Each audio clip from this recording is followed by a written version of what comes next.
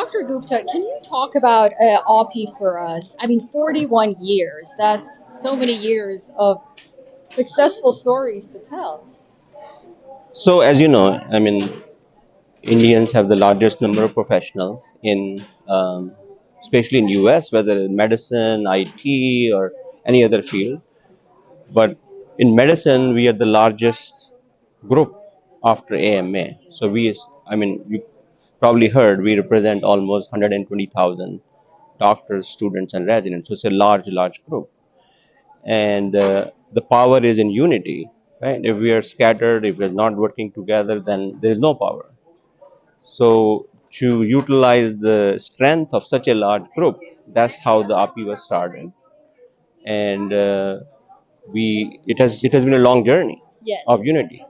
Now, whenever there is a group, there is always fractions, divisions.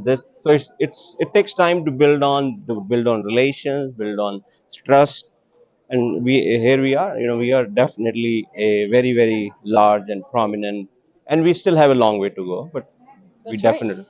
And can you talk about your journey to becoming a doctor and living in the United States as part of the Indian American community? I mean, now we have almost 5 million Indian Americans living across the United States. A lot of them are integrated in different industries, the medical industry, politics, other contributions. Can you talk about yours? So, when we were growing up, things were different than they are now. There are far more opportunities, fields people can diverse, the kids can. When we were growing up, either you can be a doctor or an engineer, right? So that good part was the choices were not too many.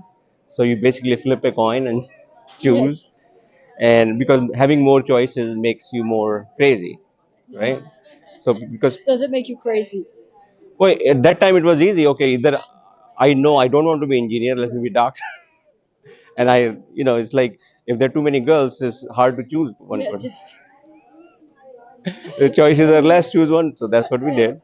We selected medicine as a profession, and I was lucky. I grew up in a major city in India, Delhi, and having all the resources, I was also lucky that I was in one of the best medical school, All India Institute there. And after I came here, also got lucky, got training in Harvard Medical School and and I really liked pain management as a field because it was a very new field. When I was in Michigan, Dr. Kevorkian was my neighbor. I don't know if you know Dr. Kevorkian's story. He was killing people, assisted suicide for pain management. He was promoting that the there is no relief for pain except death.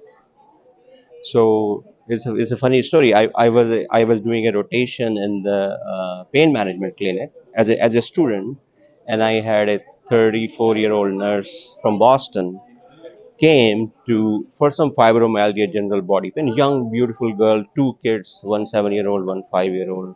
Her husband is a psychiatrist. So she came, I'm suffering so much pain and I don't find any relief. I said, don't worry, there are so many things available. There is nothing else wrong with the body. The heart is good, kidney is good. All you're suffering is some muscle pain. There are a lot of options. So then in the next morning, I was driving post call and I heard on the news that this girl was put to sleep by Dr. Kevorkian. Wow. There is something about hearing it, but if you face that person a day before, right, and then you hear the news, it sends you like really. And were you practicing as a doctor? I was a You student, were a student and back then then. next, I saw her because you know how we were But you resident knew you were going to be in pain management when you at the saw her at the time, time. right? Yeah. So I saw her as a we as a resident we are allowed to see the patients. Right. So I saw her next morning. I was driving. This was like 5 in the morning. I heard the news. I said, "This is the same girl, same name. I just saw her. How can you put her to sleep for pain relief with two young kids? There is something wrong in the thing." So that's when my interest grew in pain management, and then I was also then I really did a lot of research and work. I was selected as Michiganian of the Year at that time with Steve Eiserman, who was the hockey captain, Red Wing captain. So that's kind of promoted my interest in the field, and continued my training at Harvard and for doing more and more things. Then I also president for American Pain Association now because I mean, as you know, the pain management, everybody has pain, right? Yes. But a lot of pain also is how you deal with that, right? There are people you see who have major surgery, they don't take any medication, they're fine, right? But at the same time, they may have nothing and they are suffering. Okay. Yes. Uh, but that's the nature of human mind that almost 60 to 70% of the world population right now is taking some kind of That's right. drug. You know, in the teens, you see there is a right now the suicide rate is suicidal thoughts is one out of 10, and actually people 1 out of 5, and actually people who attempt suicide is 1 out of 10. So there is a lot of mental factor in pain management, and that is a whole separate topic, how to prevent Yeah.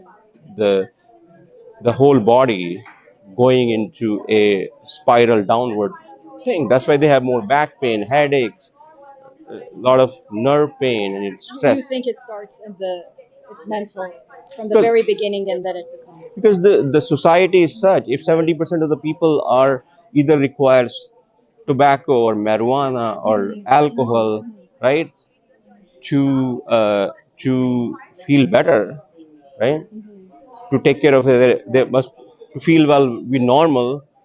This means there is a problem in the society, right? No matter how much money you have, no matter what you have, unless you are able to be happy with who you are, right?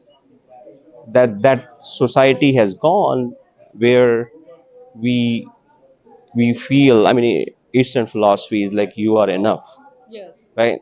Here, so somehow the philosophy has become you need something to be enough, right?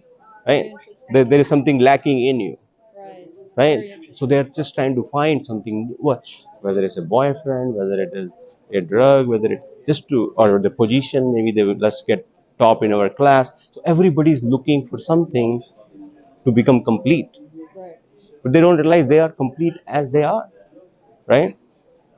That's very true. It's easier said than done for a lot of people, and you're absolutely right. Society really has dominated and changed. I want to wrap up by asking, since we're talking about this issue philosophically, I want to wrap up and ask you: have you thought about solutions for this emptiness, perhaps, that a lot of individuals are facing in society, notably the youth here in the United States? I mean, there is solution, very easy solution, right? Right? Solutions are very easy. You just have to relate to the solution. They're inside, right? The solutions are inside. Now I can go on this topic for two, three Yes. hours. How to read the solution. Whatever we need, we have it already in us, right? There's nothing going to come from outside give you happiness. Happiness is inside. Just have to just just connect with it, Right. right? It's very simple. There's nothing else to do it. One of the problem is that we, as human society, we invented language, right? We are the only species in the world, this or in the world, Earth, that have language. Now, language have benefit. Me and you can talk. We can communicate thoughts, but language has a big problem. We have the sentences that go in our brain 24/7. Our brains are not designed to handle language. It's like having a car. Okay, it takes you point A to B, but you get into an accident if you're not. So one of the thing that I mean, there are so many things we can do, right? But one of the I think important thing is um, shutting down the thought, those sentences. And that's what people do when they take drugs. I want to shut my brain off, That's right. right? That's right. Alcohol. I want to shut those sentences off, right? So people need to kind of know that this is one of the main key that thoughts are or those sentences are not really our brains are not designed to handle those sentences, right? Because they move so fast in circle trying to solve things which they will never be able to solve, That's right. It goes in circle and circle. right? Doctor, thank you so much for talking to us. I know this Correct. conversation can just continue, and it's so fascinating. And thank you for giving us some food for thought, really. Thank you. Oh, welcome. Thank you. Thanks. Thank you.